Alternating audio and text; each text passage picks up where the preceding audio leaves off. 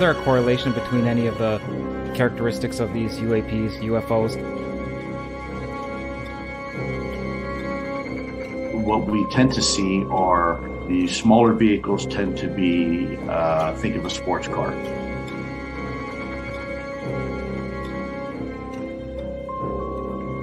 The large ones tend to be not always, but almost exclusively either triangular shape or boomerang shape.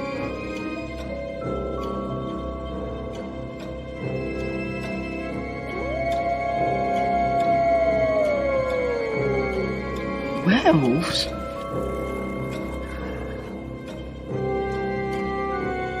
I see dead people walking around like regular people.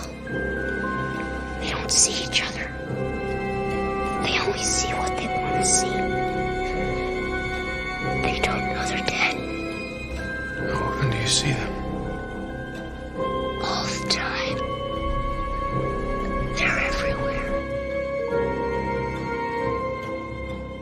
The UFO UAP community was fairly surprised.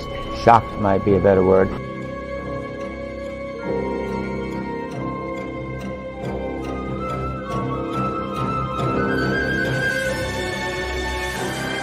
you think there is life on other planets?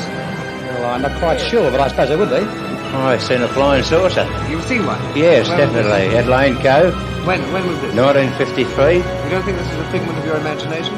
Several other people with me saw it.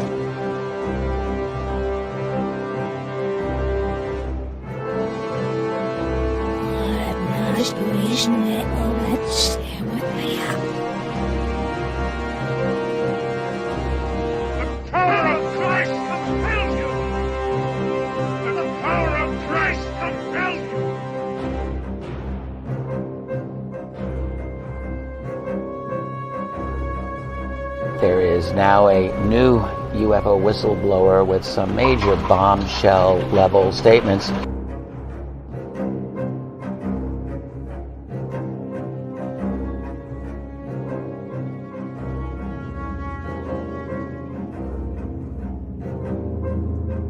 There is very compelling evidence that we may not be alone.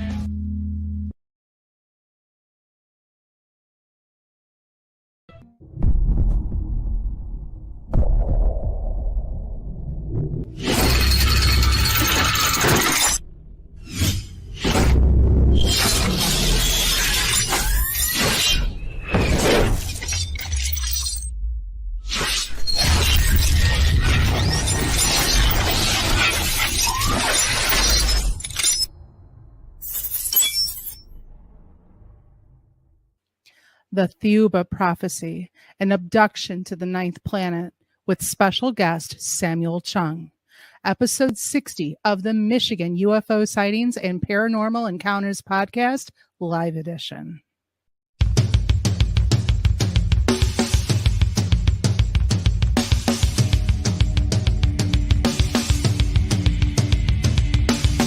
Welcome to the Michigan UFO Sightings and Paranormal Encounters Podcast, where we explore the unexplained and mysterious phenomena that have occurred throughout the state of Michigan and beyond. From UFO sightings to ghostly encounters, we delve deep into the stories, the evidence, and the theories behind these strange events. We are your hosts. I'm Mishlove. And I'm Wayne. We are an educator duo that after an encounter with a triangular UFO in 2018 in Michigan, we decided to investigate UFOs and the paranormal. In this podcast, we will be speaking with eyewitnesses, experts, and researchers to uncover the truth about some of the most intriguing cases of paranormal activity in and around Michigan. Our goal is not to convince anyone of the existence of these phenomena, but rather to provide a platform for discussion and exploration. So, buckle up and join us on this journey down the paranormal rabbit hole. On an escalator.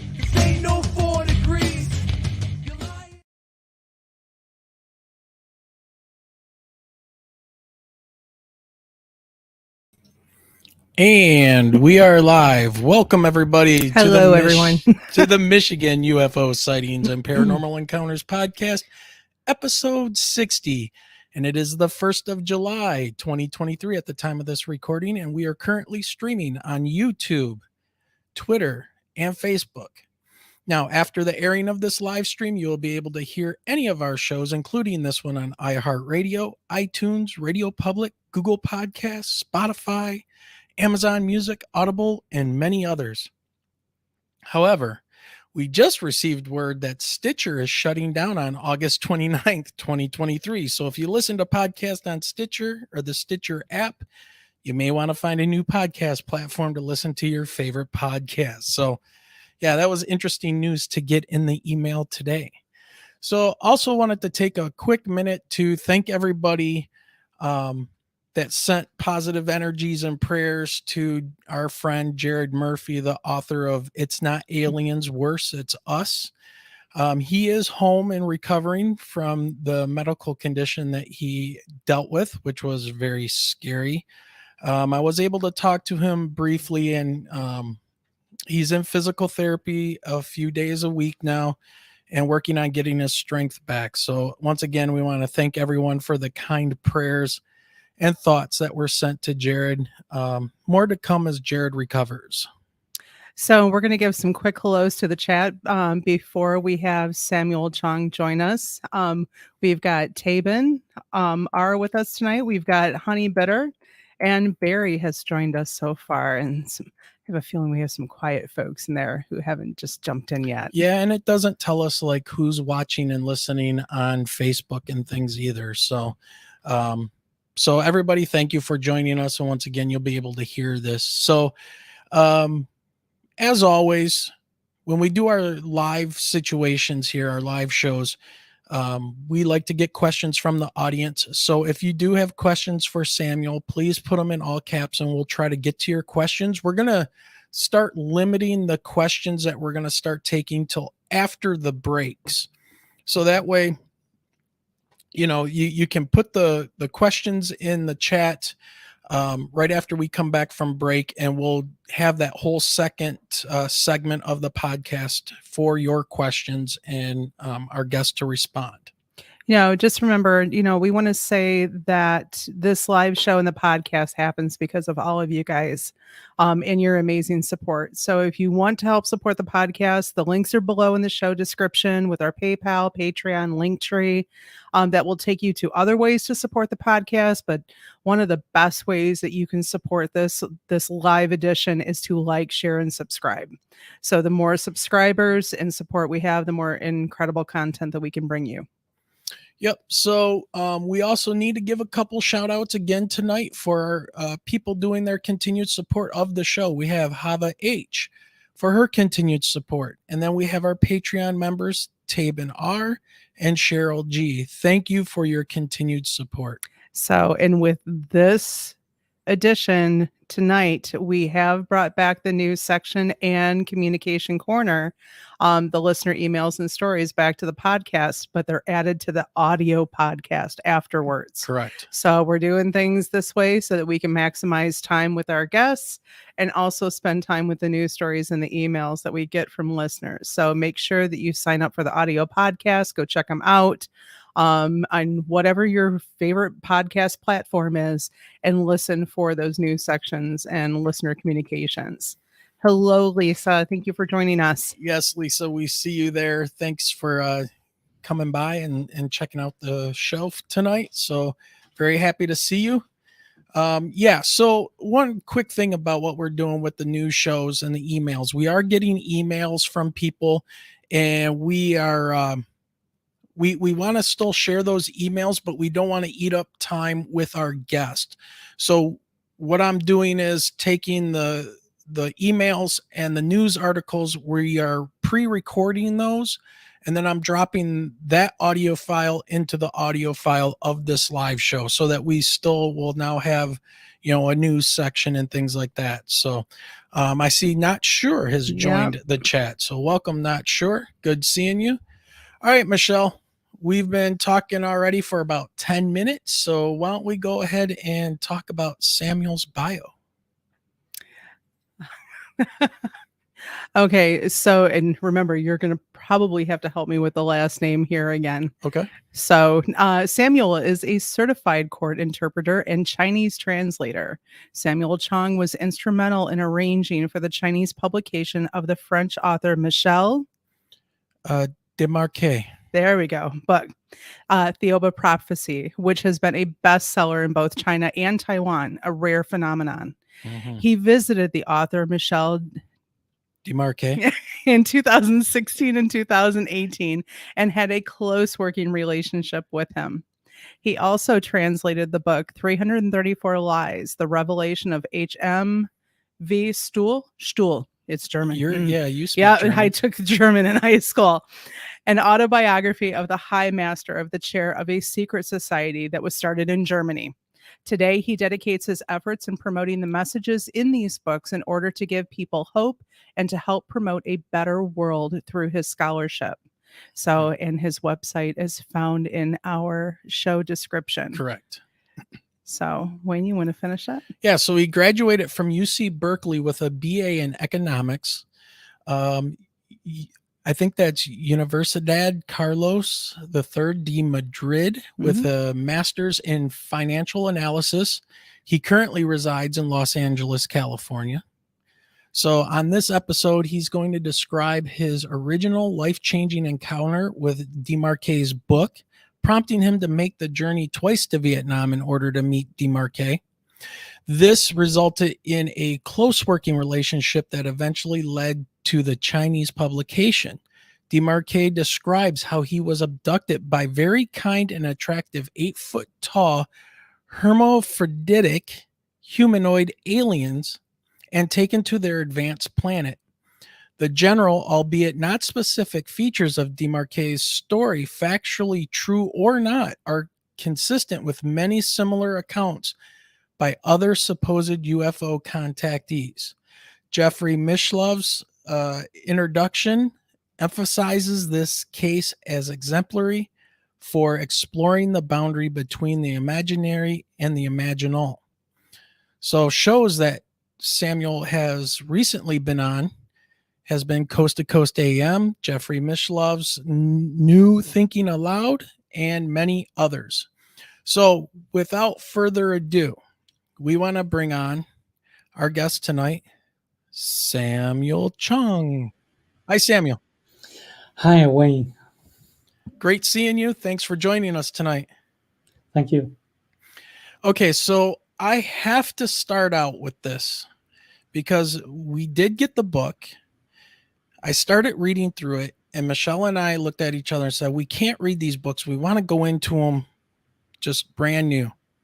So how does somebody with your educational background, and maybe we can start with your childhood a little bit, with your educational background, your professionalism, you're an interpreter for Chinese citizens in LA, and financially you're all there together mentally.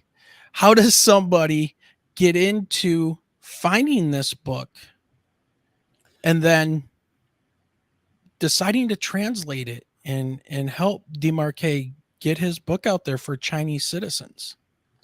Well, definitely this book is a unique book that contains a lot of specific verifiable information and facts that I later did a lot of research on. You know, in the last few weeks, people have been focusing the attention on the disclosure of David Grush, who says that he was involved in uncovering some of the crashed UFO spacecrafts or spacecrafts from ETs. But I think we should also focus on the spacecraft from the ETs that did not crash on Earth and will not crash on Earth because of their advanced technologies. And I think this book sheds light into some of the far more advanced technologies and civilizations in which the inhabitants, the ETs, have been visiting us in the past, as documented in the ancient scriptures in the Bible and other historical texts in other different cultures like India and China. specifically, as the book was written in the late 80s, before the days of the internet, it contains a lot of information that the author Michel Desmarquet, a landscaper in Australia who didn't know how to type and who didn't know how to use a computer, had no way of knowing at that time. For example, it talks about the tomb of Jesus Christ in Shingo Village, Japan, that people can still visit nowadays and verify the information and the descriptions in the book. So it contains a lot of similar information and facts that people can look up nowadays and verify. I was fascinated because I always wanted to learn from the ETs, because if they can visit us, they must have advanced knowledge and technologies, and we can just learn from them to take the shortcut and to progress at a much faster pace. So that's my original idea. Okay, very good. So what do you make? Let's just jump right into this. What do you make of David Grush coming forward with his information? Are these beings still visiting us? Are they here now? I mean, of course, they have been visiting us. It's not just one kind of ETs. There are many different species or different kinds of ETs that have been monitoring us and kind of as observants. But this specific kind of ET, as described by Michel Desmarquet in the book Thiaoouba Prophecy, is a kind that have been kind of taking the role as, I would say, mentors to us in the ancient past and until present day as well. So they have been assisting us behind the scenes and indirectly to help us to evolve on a more spiritual level versus the material level. Yeah, that's very interesting. So these is it Thiaoubans? Yes, Thiaoubans or Thiaoubans. Yes. Okay. Where are they from exactly? And how do they travel? If talking about advanced technology, how are they able to do this? Well, they are in our Milky Way galaxy for sure, and they can travel at a speed a few times faster than the speed of light. What they do is that they travel into deep space first at a speed a few times faster than the speed of light, and then they would use what we would call teleportation to immediately transfer themselves or teleport themselves into another space, like another location, immediately, almost instantaneously, also in deep space. And then they would again travel at a speed a few times faster than the speed of light to reach their destination. So this is how they're able to travel at such a long distance. The reason they have to do teleportation in deep space is that if they did that in our atmosphere or our space-time, then their spaceship would have been exploded. So they have to do that in deep space. So the crashed craft that we are being told about that has been recovered, is this some of their craft, or is this a totally different species of aliens that are, investigating us or, coming to check us out? I mean, the crashed ones probably are from different ET species from this the Thiaoubans, because I mean, if they crash on Earth, that indicates that their technologies are not as far advanced as to prevent them from being from having this kind of accidents on Earth. So I would say some of them are probably from the Greys, who also come from Category 1 planet, the same category as ours. So even though they have advanced technologies, they are not that far advanced compared to the Thiaoubans, as written in this book. And actually, Michel Desmarquet was told by the Thiaoubans that the Greys also come to visit us just to observe us and to see how we respond to our increasingly decreased immune system, because they are actually having the same problem and they're a dying race. And they actually put implants on some of us, about 150 people or so by the year 1995, just to monitor us. But there's no harm done by them regarding their implants. Why are they a dying race? Because they have been losing their immune system, and they have similar issues that we are having right now. We have been losing our immune system since 1948, according to the telepathic message received by Michel Desmarquet. And I think, they want to monitor us and to see how we respond to the same situation. Interesting. So obviously there's other species of ET, what we would call ET, or citizen aliens in the galaxy. How different are they in technology levels, and how would they find us? Well, they're very different physically and also technologically and also spiritually. And actually, the universe has deemed 9 different categories of planets based on their spiritual evolvement. And we are on category 1 planet, and the lowest category in the universe. The Thiaoubans are on category 9 planet, the highest level. And further from category 9, that would be the Great Spirit, the Great Ether, the creator of the universe. So they can actually rejoin and rejoin the Spirit, the creator of the universe, or what we would call God, who created everything, the planets, the stars, and animals and plants and human beings. They can, the inhabitants of category 9 planets, they're highly evolved, both spiritually and technologically, and so they're able to know everything. They have the knowledge to visit us and to see how things are. And they actually nowadays, especially in the last few decades or so, they can actually live among us without us knowing everything. So I take it that if they're on a very advanced planet and they are very advanced humanoids or beings, they must be very spiritual. Is that what originally, like, when you found the book, what really drew you into learning about?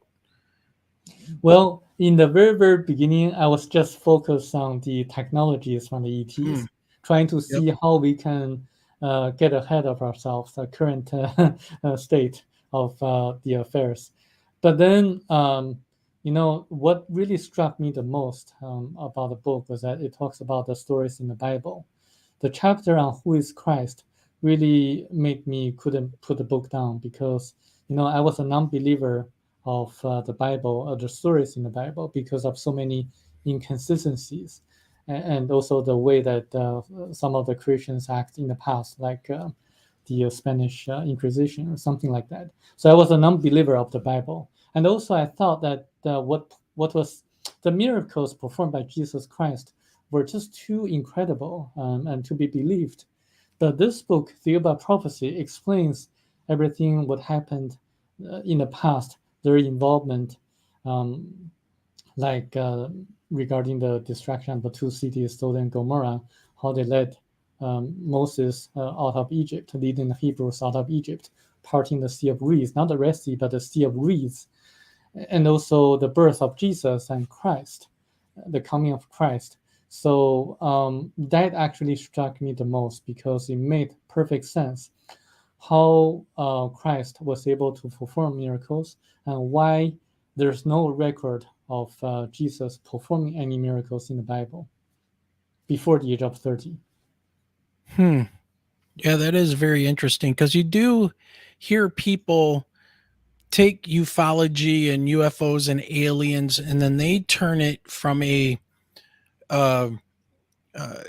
nuts and bolts spacecraft technology type of idea, and they go to the demonic side, that all of these things are demonic. They're evil entities manipulating us and trying to feed off our energies and things like that from some other dimension. What is your response to people that believe something like that?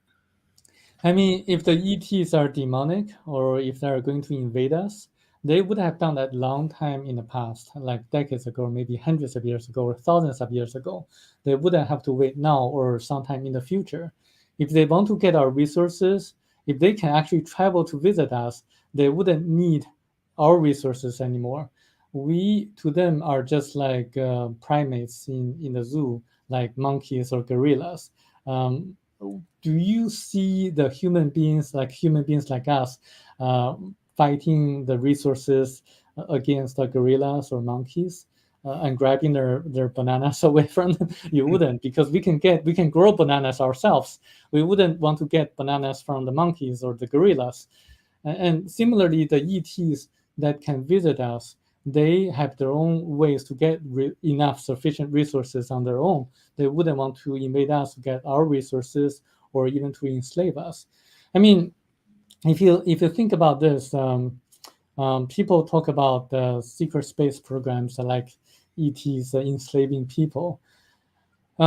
We actually haven't been on the moon for 50 years for a very good reason, because we were warned out from the moon. We went to the moon, but we were warned out from the moon by the ETs because we are not ready. We were not ready, and we are not ready.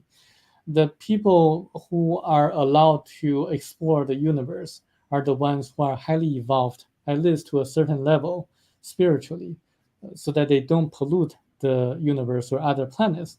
They wouldn't invade other planets or people on the other planets. We are not ready, and they would... The Thiaoubans or whoever they warned us off wouldn't allow other kinds of ETs or malignant ETs, malicious ETs to invade us either. So I think people who really want to portray the idea or the narrative of the ET invasion or alien invasion are probably the special interest groups who want to get more fundings from the government. Because the military-industrial complex, they need money. They need to create an enemy to make money and to get more fundings. So people need to realize that. And I know I said I wanted to wait to take questions after the break, but Lisa asked a really good one. Is this book in English? Yes, it is English. Originally, Michel Desmarquet wrote it in French and had a very good translator called K. Smith. Translated into English, and I had a book translated into Chinese. It can be found on Amazon and on Google too. Now, when you were talking about the military-industrial complex, and we need an enemy to fight so that economy can keep itself going, and everybody knows those stories. We were warned many, many years ago after World War II about this militarization of everything and turning it into a big business, which kind of pretty much has happened.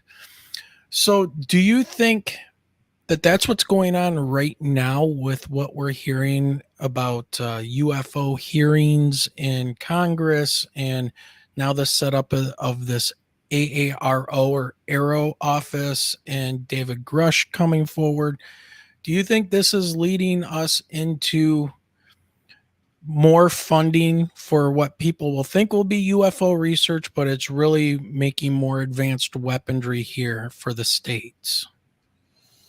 I mean, we have to distinguish the people who disclose certain information by two groups.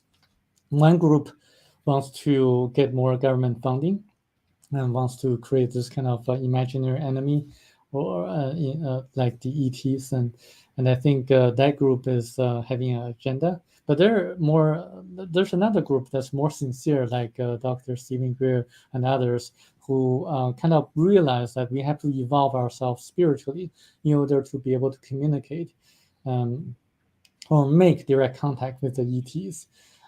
In this book, Thiaoouba Prophecy, it tells us that there were ancient civilizations that had very highly evolved people in the ancient past, the Lemurians and the people on the Atlantis continent, and back 14,500 years years ago, people existed or lived on the continent, and this group of the ETs, the Thiaoubans, made direct contact with them and appeared in front of them because they had a very successful and spiritually evolved civilization. and they were ready to communicate and contact the ETs from the Thiaoubans, from Thiaoouba. So that's why they were ready, but we are not yet. So we have to make ourselves prepared and be ready for the contact. Now, you did the translations into Chinese, and I'm just from an academic standpoint, was that really difficult to do with a book like this? It is actually the most challenging book that I ever tried to translate, because I work with a lot of lawyers and doctors. Those are just direct translations. But for this book, it contains so many details that sometimes the readers would contact me and say, "You did this inaccurately and incorrectly. Please modify it." So I have to make a lot of revisions even after the book was published in China and Taiwan. Yeah, it just seems like that it would be very difficult trying to find words from one culture and language to be able to match another one. But how is it taken in China and Taiwan? How did they like the book? I mean, the two states, the two countries have totally two different ideologies.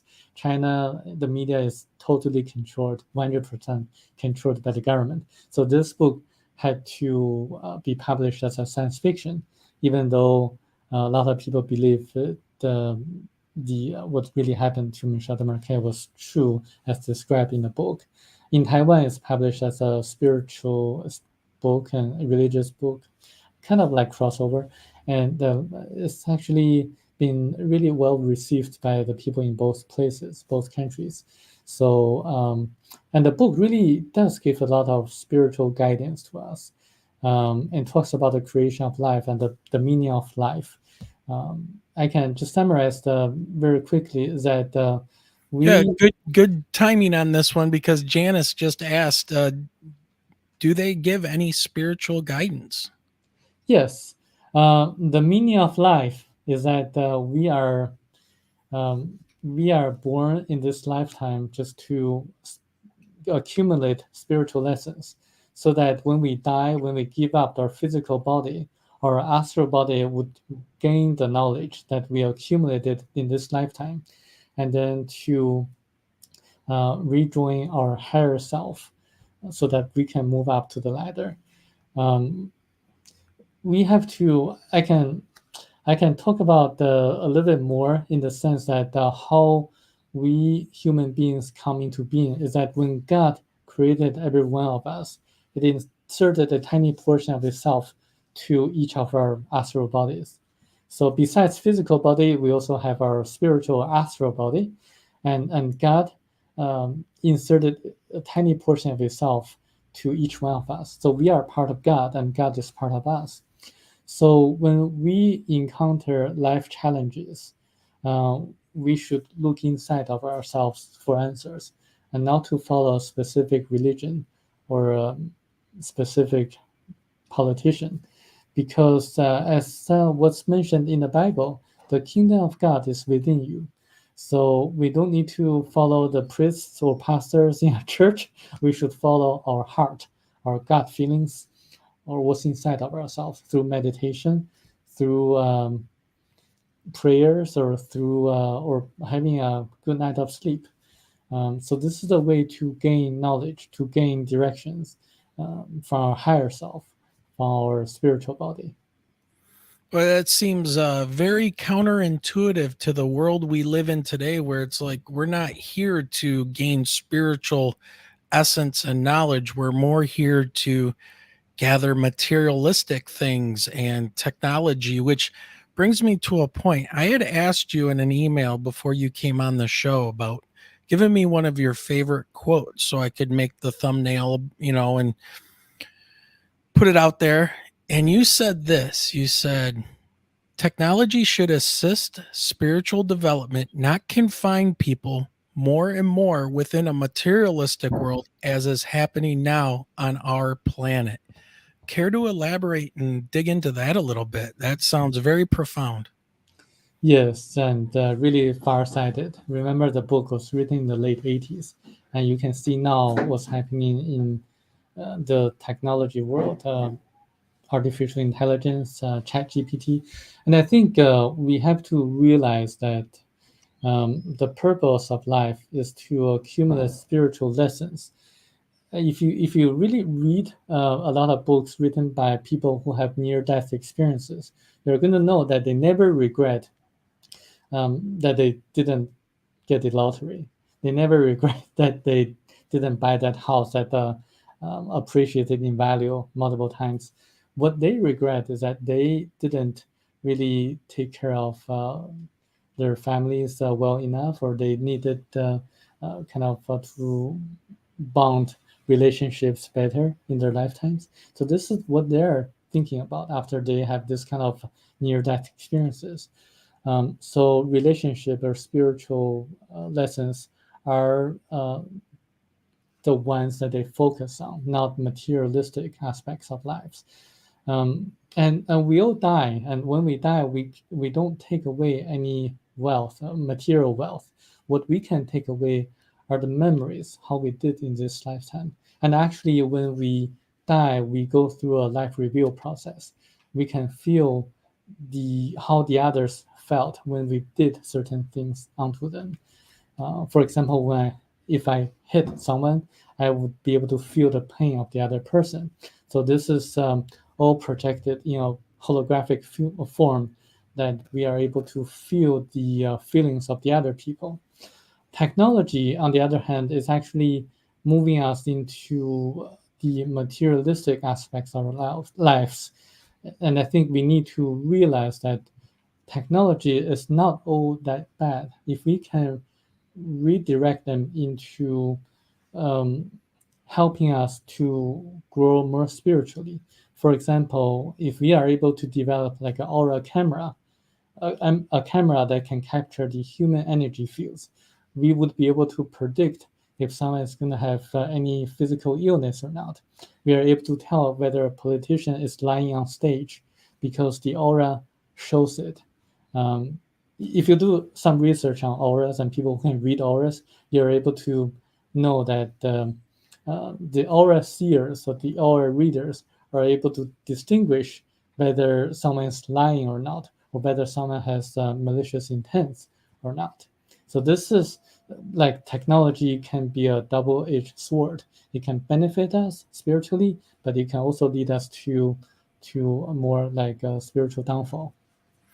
You know, it's like any tool, honestly. I mean, you can use a fork and knife to eat your food, or you can also use it as a weapon. I mean, it's really up to having a well-rounded person that's going to be spiritually and mentally sound and have an understanding of life to know how to use these tools properly and to have respect for life. So very interesting. So everybody, just real quick, we are joined tonight by Samuel Chong. He is the translator of the book, The Thiaoouba Prophecy. And we are really getting into this deep and some really great conversations tonight. Michelle, did you want to jump in with any questions? Well, Lisa's asking about reading auras. So asking, if it truly is a real thing, and probably how she could find someone who would do that. Yes, for those who are interested, by the way, this is a very important skill for people to have. People can read books written by Barbara Brennan. She was a former NASA scientist, and he wrote books, Hands of Light, a trilogy. And she documented how she was able to see auras and read people's human energy field. And people can also look up a lady in Australia called Judith Collins, Collins. And she wrote a book, How to Read and Interpret Auras, and it can be found on Amazon. And there are people who can do that. My friend Roger in Los Angeles, he can do that. And I personally tested his aura reading abilities. So we went to like a place where people get government subsidies, like food, free distributed foods. And I asked him to see if he was able to tell anyone who is unique and different from the auras, and he handpicked a person and telling me that person is very unique, having a very kind of a bright aura. It turns out that person is a very accomplished photographer and who traveled to many countries in the world, financially stable and also spiritually evolved. And I tested his abilities time and time again and turned out to be extremely accurate. So people can read auras for sure. And if you look on the internet, you're going to see a lot of information. Now I'm interested in what is going to happen with AI. And it seems that there's a lot of people who were involved with creating AI and really getting it moving that are now leaving their jobs and saying, hey, they need to put the brakes on. Is there anything in the prophecy about AI? And I know this was written in the 80s, but there seems to be a understanding of how humans can advance their technology. We still are wondering about the Great Pyramids that are, I think older than 14, 15,000 years. I think it goes way back to that first Atlantean civilization. We just can't find any of the tools anywhere. Those were wiped out or repurposed. But AI seems to be putting everybody on notice and on edge as to a potential danger. Is there anything in the prophecy about that? And what are your thoughts on AI going forward? Well, the book doesn't really mention anything about AI. However, it talks about the dangers on Earth. Number one being money. Number two, politicians. Number three, journalists and drugs. Number four, religions. So it really depends how AI is used for us or against us by the special interest groups, or if you really look at what's happening around us in the last few years or so, everything revolves around money, and the politicians work for the special interest groups. So people need to really know what's happening behind the scenes. People need to have the knowledge and so that they can respond correctly and appropriately when certain situations come up in the future. By the way, the book is not a book of prophecy, but a book of warnings from the ETs who have advanced technologies and advanced civilization. And it's not a book of prophecy because we decide our future. The future really depends how we make certain choices when we encounter certain situations in the future. The Thiaoubans, even with their advanced technologies, their involvement, they cannot predict what's going to happen more than 100 years ahead of time. They can only tell what's going to happen within 100 years or so, because we can change the future. The past is fixed. Actually, they took Michel Desmarquet to the past about 14,500 years ago when the continent of Lemuria sunk into the ocean. But the future is changeable. We can change the future for the better. The Atlantans. I find that story fascinating. Now, my understanding is, and my belief by looking into physical things about Atlantis, is that these were an advanced people. Pretty much everybody back before the ending of the last ice age was pretty advanced. I mean, they had mathematics, and we just can't find a lot of the tools. Now, is there any explanation in the prophecy book, the Thiaoouban prophecy, that speaks to the Atlantans and what level of spirituality, or how were they risen? How high up were you? Say we're a planet, a 1 out of 9 on the scale. Where were we before we had this encounter with whatever wiped out the last, took out the ice age and all the megafauna and mammoths and saber-toothed tigers and all that, and left a few thousand humans running around? Well, Atlantis existed a long time ago. There were actually two continents that existed a long time ago, about 250,000 years ago, actually longer than that. The more advanced civilization that existed was actually the Lemurians, who colonized the people on Atlantis. And the Lemurians had a civilization in which money, it didn't exist money at all.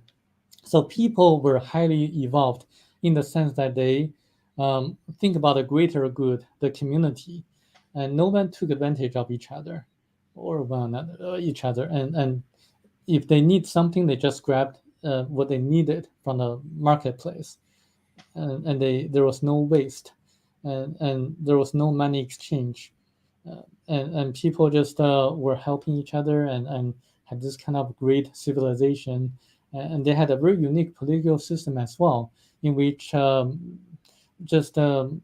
highly evolved people were elected to become the leaders. So there were no parties, no like parties like us. We have a Democratic and Republican Party always fighting against each other. They didn't have that.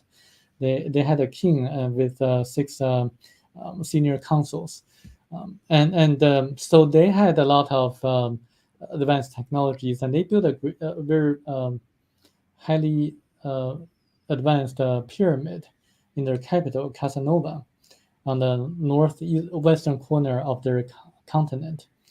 It is them who pass the knowledge to the people on Atlantis, and also that's why a great person called Thoth from Atlantis was able to build a great pyramid in Egypt about 17,000 years ago. So he had a knowledge of anti-gravitational technologies, and he was also able to use what they call the supersonic vibratory systems to cut the huge stones in a very precise manner. And he had the knowledge to align the huge stones in a perfect and precise manner, so that the Great Pyramid of Egypt was actually built as a tool to capture the cosmic and terrestrial energies, so that the users, like the ancient pharaohs in the past, could use it to communicate with people on other planets and to explore a parallel universe and to make rain. So the pyramid was actually and is actually an energy center, not a tomb for the pharaohs. Yeah, they've never once found a body or any kind of legitimate writing in these pyramids, and they call them tombs because of the supposed sarcophagi. You know, that those big boxes are coffins. In other words, is there any idea as to what those, like at Saqqara, the large black boxes that are underground? The granite boxes are amazing. They're beautifully shaped and polished. Any idea on what those were for or used back during their time? Michel Desmarquet wasn't shown what the use was, but he was shown how the pyramid was used by the ancient people. So back 14,500 years ago, as I mentioned, on the continent of Lemuria, there was a pyramid that's 3 times as large as the Great Pyramid of Egypt. And Michel Desmarquet saw in a holographic form, actually he traveled past in time and saw like a holographic film or kind of scenario environment, that 2 people were meditating inside of the pyramid, similar to what's now the king's chamber. So they have a very deep meditation and concentration, and he actually saw the smoke coming out of the fingers of the 2 people, and the smoke actually went to the top or the tip of the pyramid, going straight into other planets. And he immediately knew that they were communicating with people on different planets. So that's how they were used. You know, that's very interesting. Michelle and I are both teachers, and one of the classes that Michelle teaches is a mythology class, and she dips her toes into a little bit of Egyptian mythology. Michelle, why don't you give us a rundown on what our understanding is of Thoth or Thoth, and how what he actually does, and let's compare to what Samuel knows from the Thiaoouba prophecy book, and let's see what we have here. What's different? What's the same? Oh, you've got to remember that I'm teaching 7th and 8th graders on a very basic level. They have no idea who Thoth is coming into the discussion. So, it's kind of like the god of the wisdom, the all-knowing. All they know is, oh, look, he's got an animal head. Well, there's more to it than that. So, what do you want to? Well, wasn't he the one that weighed the soul? No, that's Anubis. Oh, that's Anubis. Okay. See, I don't even remember. So, I mean, Samuel, you talked about the life replay and the at the end and feeling other people's pain, and that was handled by Thoth, right? Am I correct in that? That's actually from the accounts of people who had near-death experiences. But Michel Desmarquet actually visited his past lives, his 80 past lives, briefly. And he was able to share some of his accounts and personal feelings and experiences when that happened. So we do have reincarnation. So before we go on break, what about people that are here on this planet and get called psychopaths or sociopaths, and they have no empathy or very little? Their brain chemistry seems to be off than the normal type of person. They don't feel the same. They don't look at people the same. Where do they fit in when it comes to past lives and being reincarnated and things like that? Well, we do. I mean, we can use the example of Hitler. I mean, he killed so many people. But I mean, we have the life is a little bit complicated in the sense that before we are born into this lifetime, we are shown certain key events that's going to happen in our lifetime. But at the same time, we also have our free will. So it's a combination of predestination and free will that makes everything more interesting. So sometimes people forget what the life purpose is, and some people get affected by kind of technologies or special kind of incidents in their past lives or current lives. So we do have, so life is a very complicated combination of everything. But I can testify that people who can see auras, who can read auras, can immediately tell whether a person is a psychopath, or if a person used hallucinogenic drugs in the past, or if a person is an alcoholic, or if a person is a psychic. So they are able to tell from the human energy fields. Okay. I find that fascinating because my last group of mythology students, we actually had a discussion on prophecy versus free will. And it was amazing that 75% of the class believed in prophecy and could actually explain to me what it was as opposed to free will. So, yeah. Very interesting. Okay, ladies and gentlemen, we have been joined by Samuel Chong, and he is the translator of the book, The Thiaoouba Prophecy. And what we're going to do now is we're going to take a quick break for about 5 minutes, excuse me, to stretch the legs, use the bathroom, grab something to drink. And Samuel, is that fine that you come back and we'll take some questions from the chat and we'll start to wrap it up? Yes. Okay, great. I'm going to send you to the green room here in the back. All right, Michelle, so far we're having a great conversation. I see people coming and going in and out of chat. That's awesome. So Yep, I thanks would for joining us. definitely like to start off with Rick's question about what Samuel thinks about the man allowing the spirit to guide him. Yes. So and that ties in with what we just finished talking Right. about, the prophecy versus free will. Absolutely.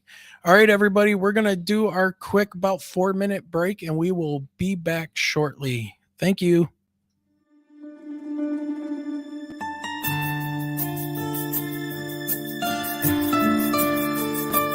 Traveling near New Boston, Michigan? Hungry? Well, then you need to check out New Boston Coney and Grill tucked away at 37005 Huron River Drive. With daily specials, homemade soups and desserts, and a staff that makes you feel like family, you will not be disappointed. Give them a try for dine-in or carry-out at 734-606-5313. You can find their page, including their menu, on Facebook. Bon appetit!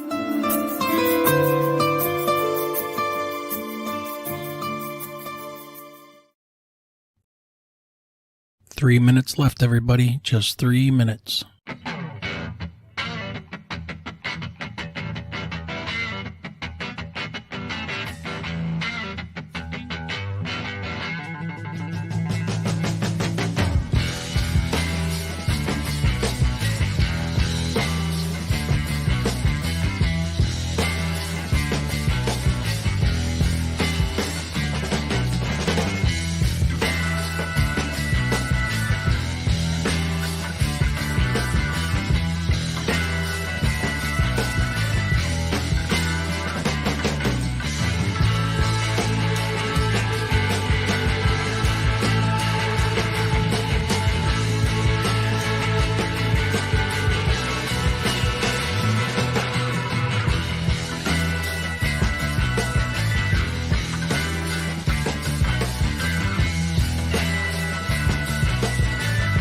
Two minutes left, everybody.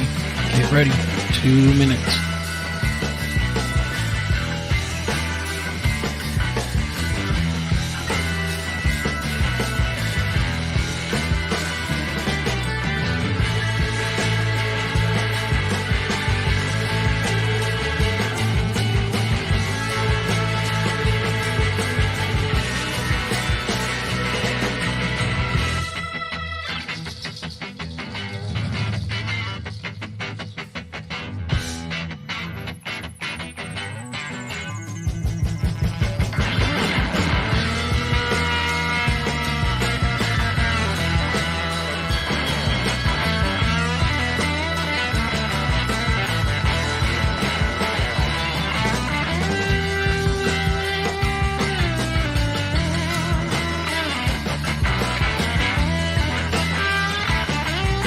One more minute and we are back. One more minute.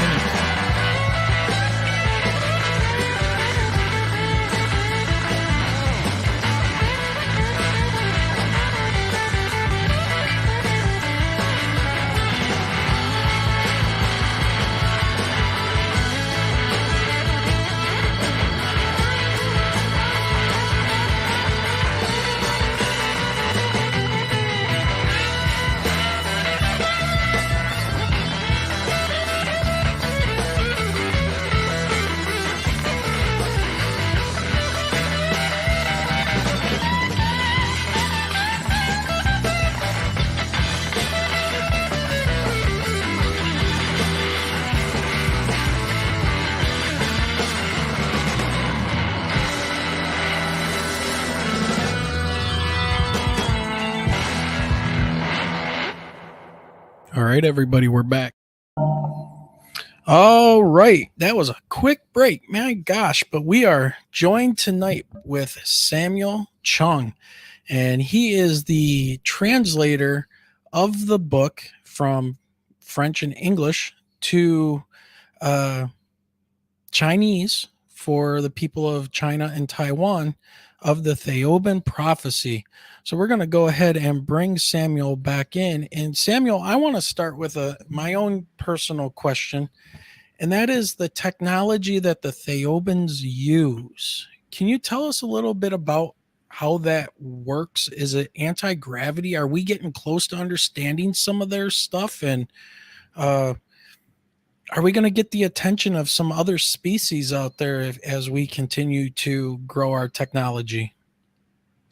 Well, we have to grow spiritually as well, because certainly I know that the governments in the world have certain technologies such as anti-gravity technology, and the Thiaoubans really know how to use it very well by neutralizing gravity using a certain kind of vibrational frequency.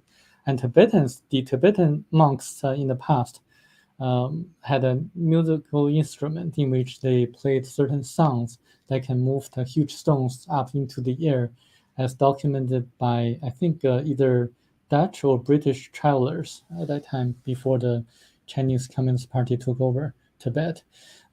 So we have that technology now, and we also had the technology in the past. In terms of the Thiaoubans, they used a different kind of technology as well. So they focus more on the vibrational frequencies of nature, for example, colors and lights. So they disinfected Michel Desmarquet using yellow light and blue light. So I found a research paper by Harvard Medical School that certain wavelengths of blue light have antibacterial, antiviral effects. And also, just a few years ago, a research study by Chinese researchers, they documented like certain wavelengths of yellow light have antibacterial effects. So they used different colors for certain things, and they also can combine hydrogen and oxygen molecules into water. So they are able to make purified water from the air, and they are able to communicate with Michel Desmarquet using telepathy. They're able to perform all the miracles as performed by Jesus Christ, as documented in the Bible. They're able to levitate. They're able to kind of materialize objects. They're able to shrink themselves, kind of like what Christ did, and to kind of transform. I mean, to change their appearance, and all of a sudden. And they're also able to do a lot of certain things like projecting illusions to certain people, and they're able to kind of influence the actions of our leaders, politicians. Specifically, they prevented Germany from being the first country to develop the atomic bomb during World War II. And I did some research study on that. There was a German scientist called Dr. Heisenberg, who was far more advanced than the American scientists in developing the atomic bomb. But for some reason, probably due to the influence of our ET friends, he made a very stupid mistake. And a report was sent to Hitler indicating that it would be impossible for Germany to have so much raw materials to develop the bomb, to make the bomb. So Hitler gave up the plan. So that's what happened. So they sided with the U.S. government at that time, because to them, the U.S. government was more sincere in ensuring individual liberties at that time. So they have all the different technologies that we can think of. They also have weapons. They helped to disseminate or kill the gigantic animals or insects that were harmful to humans on different planets. So they have all kinds of technologies we can think of. Michelle, did you want to get into that question that came from Rick?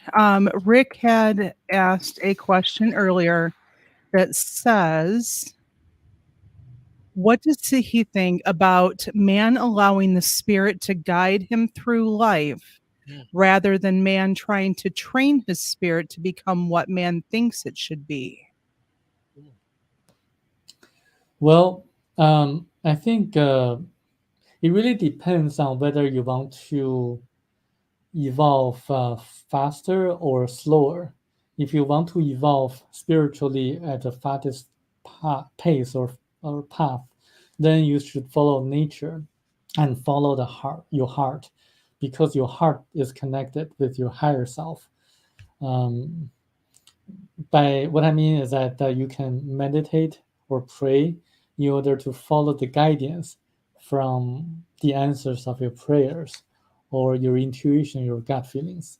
That way you can make better choices in your life, because the choices given, the answers, the responses given to you will be the best for your spiritual development or spiritual growth, not necessarily your material advancements.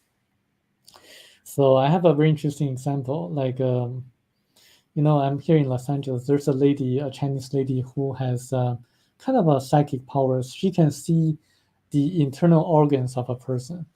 And she had a dream in which a series of numbers were shown to her. She said she wanted to build like a temple for people to pray and to raise their spiritual levels. And so she asked her husband to buy the lottery based on the numbers given to her in her dreams. And her husband forgot about that. It turned out that was the big prize, the biggest prize in the history of California. And it's actually, she had the intent, but her actions might not follow her intent. That's probably why her husband didn't do that, because she, even though she had this kind of psychic powers or psychic abilities, I'm her friend, so I know that after she gets the money, she might not follow her original intention. I know her. Well, there was probably something in my life that probably did the same exact thing, or at least in my mother's life. When I was really young, my mom used to work at a convenience store as one of her 5 jobs that she used to have as I was growing up. And there was always, back in the day, where you would collect bottle caps. I mean, we're talking like the early 80s. I was like 12 years old. And if you spelled out a certain word, you would win a prize. And the word that we were trying to spell and collecting bottle caps was for a 7-Up promotion. And it was, you would win $7 million if the caps you collected, each cap had a letter in it, if it's spelled crisp and clean and no caffeine, because that was, the 7-Up, little logo at the time. Well, we had been collecting bottle caps and bottle caps and bottle caps, and we got so used to collecting bottle caps that I handed my mom one and I said, "Is this the one we've been waiting for?" Because there's always just the one letter, the single letter that was hard to find. And she was like, No, we don't need that one. Throw it away. Okay. That was the one we needed. We could have had $7 million. And because I asked her, I remember asking her like a few months later, like, we had that, didn't we? And you threw it away. And she was like, I don't want to talk about it. So I know the feeling of, probably it was not a good time for having such money show up in our lives. I really want to make one more point, is that sometimes people look up for the super wealthy, like Bill Gates or Jeff Bezos. But if you really look at it from a more spiritual perspective, they encounter more challenges in their lifetime than us, because they face tremendous amount of temptations, like drugs and women, and also the other kind of temptations that that would lead them into a different path. So that's a very challenged life to be in, to be the richest person or the super wealthy. If we look at a lot of the super wealthy, or some of the big name families, and a lot of their children take on drugs. And the book talks about the dangers of using drugs, hallucinogenic drugs. And also it's going to cause a lot when they reincarnate, because the drugs damage their astral body, their higher self. So that's a very big danger to them. Yeah. All right, everybody. We're in our second segment of the show where we're looking for questions from our chat room and things like that. So if you have a question for Samuel, please throw it in chat right now. I'm going to throw out another question about what you were just talking about with the hallucinatic drugs. Oh my God, if I could talk. There's been a lot of talk and research now getting done into like things like ayahuasca and these mind altering drugs. I think they're more than mind altering. I think they're consciousness altering. And there are people who are using psilocybin and things like that for PTSD and, those kind. Now, is there a point where that stuff is okay to use versus like the recreational? I mean, where do we draw the line? They come from nature, they help certain people sometimes, and then other times we see, fentanyl and cocaine and other drugs out there that are just ravaging, people and basically allowing them to commit a slow suicide. So, what is your thoughts on that, and what does the prophecy speak to? Well, the line is whether it is hallucinogenic or not. I look at a lot of evidence and I try to find a lot of evidence of the damages caused by certain drugs. Aura readers, they're extremely accurate in predicting whether a person is going to have a physical illness or not. So I asked the aura readers a lot, what kind of auras are the drug users? They say that their auras look very ugly, and it's really something that I wouldn't want to give it a try no matter what, because a few years down the road, they're going to see the effect. If you really look at the users of marijuana, they age much faster than the non-users. If people really focus on it and do the study, I know a lot of people in the spiritual community, they want to experience it. But in this book, Thiaoouba Prophecy, talks about the effects of that. Not only do they damage our astral body, our spiritual body, they lead us into a false paradigm, a false kind of a scenario in which it's not supposedly something that we should experience because it's false, it's not real. We should experience the real life here and to gain spiritual lessons, so to evolve. But I mean, it's just my personal opinion. People can do additional research and draw your own conclusions. So a question for you, because, we're also huge fans of the paranormal. What is the connection with the Thiaoouba prophecy and, people saying that they see ghosts or shadow people or anything paranormal? Yes, the book specifically talks about ghosts. Ghosts are actually the electrons from the astral body of the people who just passed away.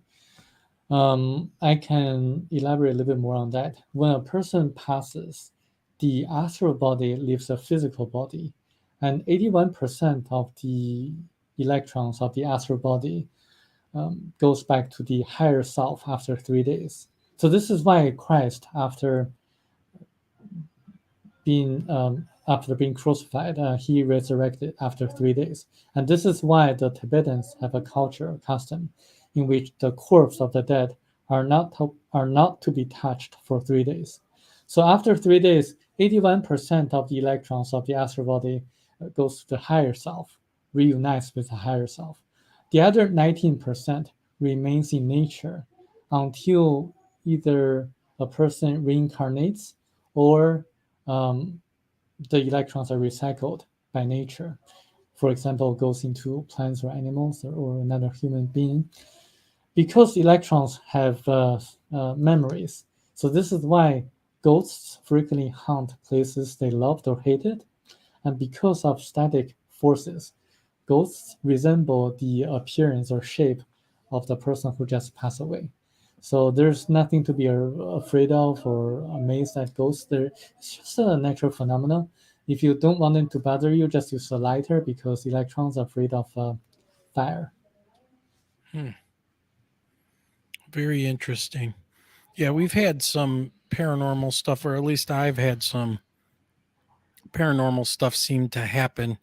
There was one point where after my mother's funeral, I had some flowers preserved, and we were looking at the flowers. They were in a small glass case, and I was looking at the handiwork of the person that did the flower the preservation for us. And as I moved in closer, I could smell cigarette smoke, and it was my mother's cigarette smoke. That's basically what killed her, was the smoking, and she got lung cancer and passed away. I would step back about a foot from this enclosure with the flowers, and it was gone. I moved forward to look close again, and I could smell it. And it was almost like I want to say like a dome or orb of smoke in a non-smoking, I don't smoke, I don't do any of that stuff, in a confined area. I even asked my ex-wife, I was like, do you smell that? Go closer to it. And she did, and she smelled it, and she was like, oh my God, it smells like your mother's cigarette smoke. So, that's just one of many weird things that I've had happen. So yeah, very, very interesting.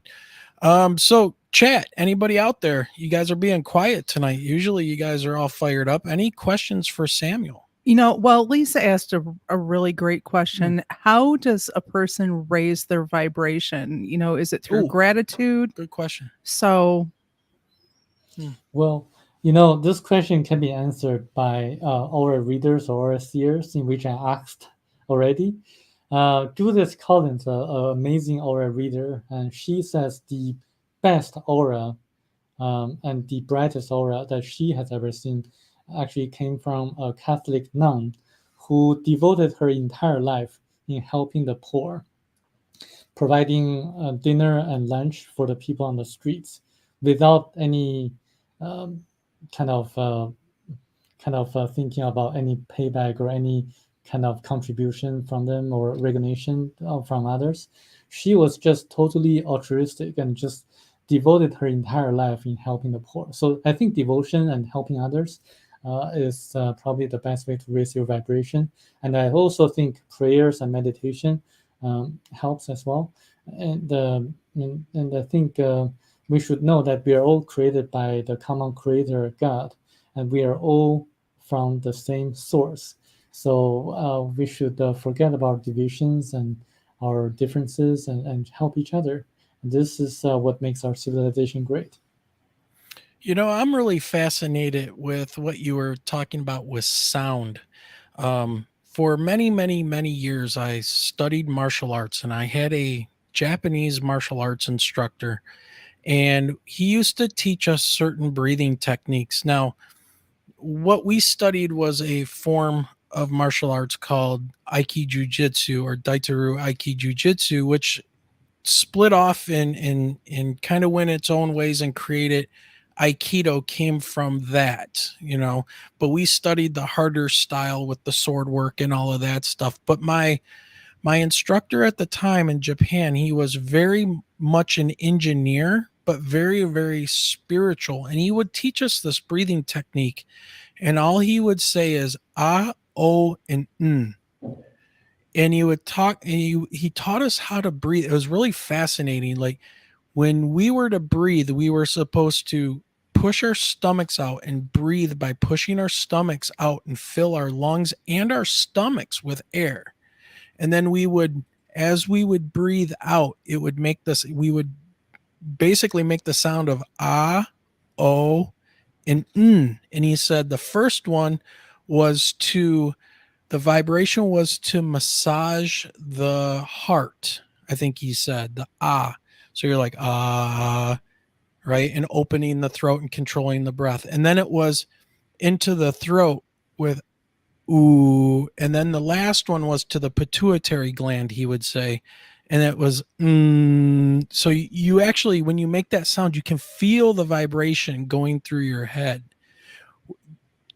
Are these things that have been passed down from ancient times, from the teachings of the Thiaoubans? Well, the Thiaoubans only help us indirectly by guiding us. and showing us the right path on spirituality. I think the knowledge that you're talking about came from Atlantis or Lemuria, because in their civilizations, they knew all the resonant frequencies that could elevate the different chakras in our body.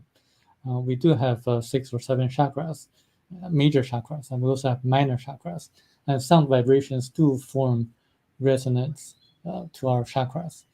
And I think music, different sounds, and also different colors of lights do have effects on our astral body or our spiritual body, which will affect our physical body. I think if we focus on increasing our kind of frequency or our spiritual awareness, I think we're going to have better health in general, because as the aura readers all say, what's really important is our auras, our astral body, and because our astral body affects our physical body. Yeah, very interesting. Michelle, are there any other questions out there? Doesn't look like it. No, it's a quiet night in chat. It is. You know what? What we could have you talk about is the scholarship. Yeah, absolutely. And going across the bottom of the screen right now is the link to your scholarship page. And also it is in the show description, and it is now in the chat room as well. Why don't you just go ahead and speak to that before we head on out? So as I learned the things that Michel Desmarquet was not allowed to write in the book, I think we can change the future for the better. And the way to do that is to help the young people to know the directions that they should follow in their path. So mostly the young people, the students. So I came up with this A Better World scholarship with my China Sona Foundation. So anyone who reads the book and resonates to the content of the book can write about it and to apply for the scholarship. Any student, whether it's a current middle school, high school, or college student, or who used to be a student, are eligible to apply for the scholarship. It's $1,000 each year, and the deadline is July 19th, and open to people from all over the world. Oh, excellent. Very, very good. All right. Well, Michelle, I think we're going to start wrapping this up. So Samuel, this has been a great conversation. Hopefully it will stimulate more people to think and talk about these things and pick up the book, the Thiaoouba Prophecy or Thiaoouba Prophecy. Where can people find you on the web? People can find me on Facebook by searching my name, Samuel Chong, and also search on Google and the name of the book, Thiaoouba Prophecy. People can get the book on Amazon, or for students, they can just do a search on Google. They can find probably a copy as well. And I hope everyone can read it. What we have been discussing is only covers about maybe 3% of the content of the book. So there's a tremendous amount of information, and that can be really useful and helpful for your day-to-day life. All right. Well, I'll tell you what, Samuel, I am really interested in starting to dive into this book fully. And then once I do that, we'll send you an invite and we'll have you come back and we'll have a deeper conversation. Great. Awesome. All right, everybody. We were joined with by Samuel Chong. And once again, thank you, everybody, for joining us. Samuel, we're going to say bye. I'm going to send you to the back as Michelle and I do our closing remarks. Have a great night. Thank you very much. Thank you. All right, Michelle. Great conversation. It confirms a lot of what, not only myself, but what several people in chat were already thinking as far as the higher self. Yeah, absolutely. Man, just, we hear a lot of these stories that resonate with people that have had abductions, and so much of this seems to be right at that same level. I mean, we had Dolly Saffron here who was telling us kind of the same exact thing. It was quite amazing. But all right, Michelle, I think we're going to head on out. What do you think? Have a great night, everyone. Have a great night, everyone. And remember, keep those eyes to what, Michelle? The sky. To the sky.